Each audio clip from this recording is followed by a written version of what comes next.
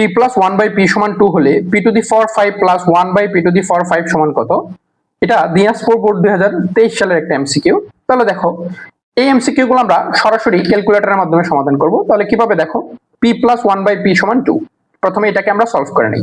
কিভাবে দেখো, এই p সমান আমরা ধরে নিব x।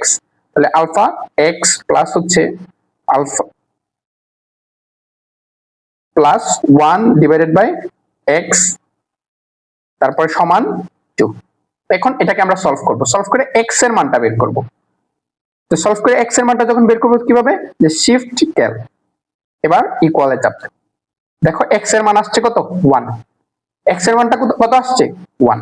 এবারে এই x এর মানটা আমরা এই p to the power 5 plus 1/p to the power 5, তার মানে এই x এর মানটা এখানে বসাই দেব।